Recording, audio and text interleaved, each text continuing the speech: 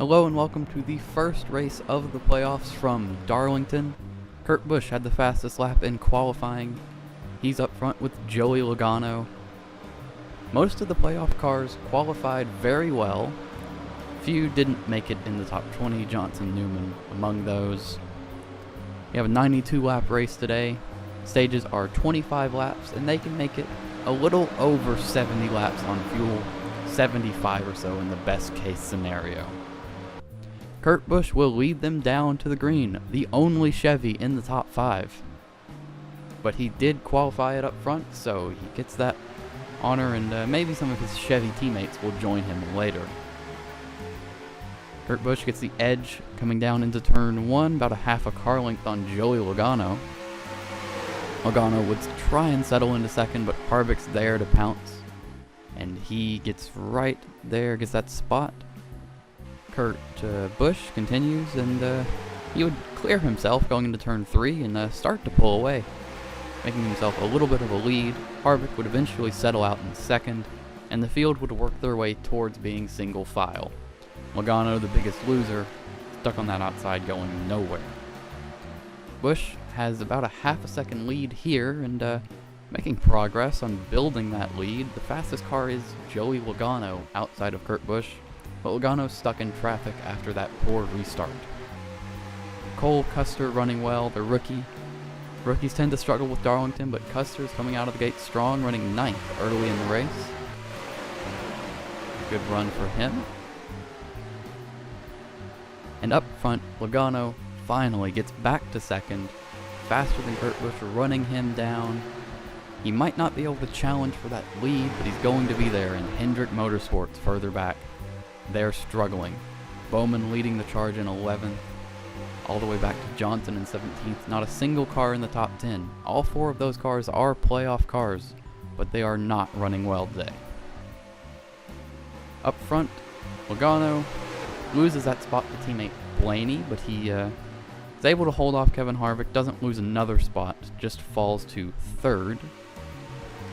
And Kurt Busch would now have a new challenger approaching. Ryan Blaney would get there, get within half a car length with 2 to go in the stage, but he's never really able to manifest any kind of challenge. Kurt Busch would win stage 1 from the pole, leading every lap, and that would bring us to pit stops. Busch brings the entire field down, everyone trying to get there, and Busch would lose the race off pit road.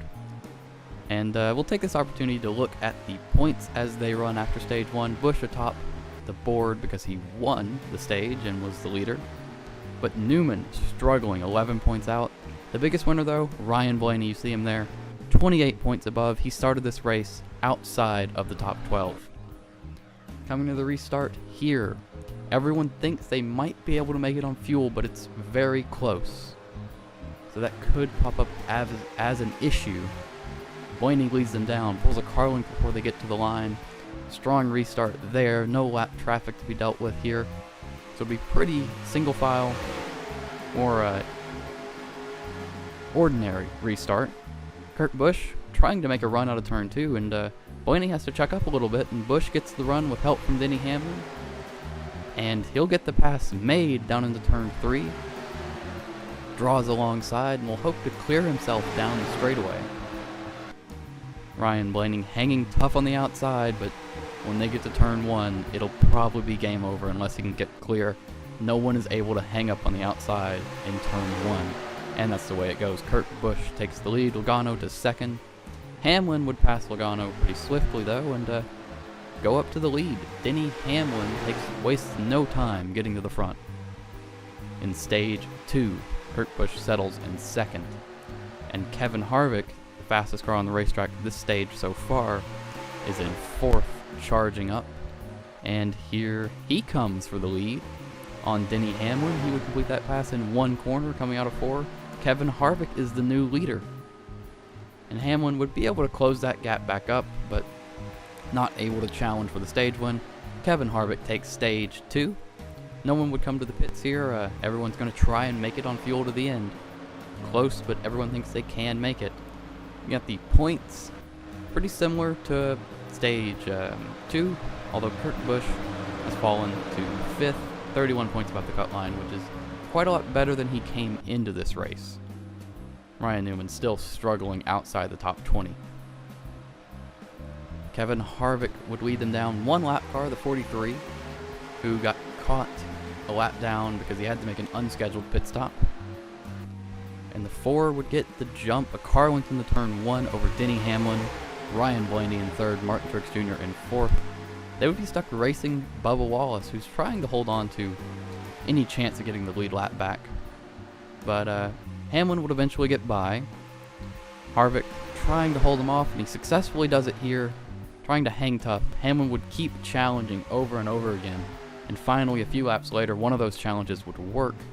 Hamlin draws to the inside, catches Harvick off guard, and able to get the run out of the corner. Harvick will hang tough on the outside, but Hamlin's gonna be able to be there when they go into turn 1, leads the lap, and takes the lead, clearing himself into turn 1. Harvick settles for 2nd, but drives right back up to the 11's bumper. And now he's gonna try the move, trading the lead back and forth lap after lap. Really good racing at Darlington, and Harvick gets the lead, and Hamlin will do the same thing. He's gonna drive back up right to the bumper of Harvick, but this time can't really close that last half car length. He's struggling to finish the job. Stays right there on the bumper, but not able to make a run to pass. And it would continue to look that way. Kevin Harvick, Denny Hamlin about a half a car length apart, but Hamlin can't make a big enough run to make the pass. Harvick's too good off the corner. Harvick would eventually start to open up that gap with less than 10 to go to 2-3 car lengths, kind of pulling the 11. And they would have a large gap over Martin Truex Jr. in 3rd. It's a race between those two cars, but fuel mileage is a factor.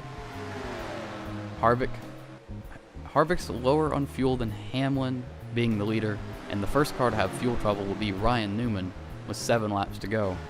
But being the leader of any pack like Truex is and Harvick is really causes fuel issues because you have to use more. And Harvick would stutter, and here he comes to pit road, the 4 car coming to pit road with 3 to go. Denny Hamlin assumes the lead, but does he have enough fuel to get there too? If Denny Hamlin can't make it, then Martin Truex Jr. could get the win on fuel mileage. But Truex comes down, putting Blaney in the catbird seat. Blaney's won crazy races like this before. Hamlin one last time by pit road. Does he have enough fuel? He does, not committing to pit road. He can coast from here. Denny Hamlin wins at Darlington, the first round of the playoffs. Ryan Blaney would come home in 2nd, almost lucking his way in.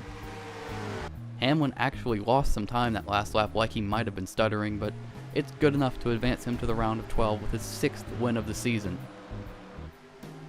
And that'll bring us to the points. Now, as we look here, Hamlin's at the top the charts, but Ryan Newman and the Hendrick cars are the biggest losers of the day. Hendrick really struggled all day, and Newman ran outside of the top 20 for most of the day, began to mount a recovery, and then ran out of fuel.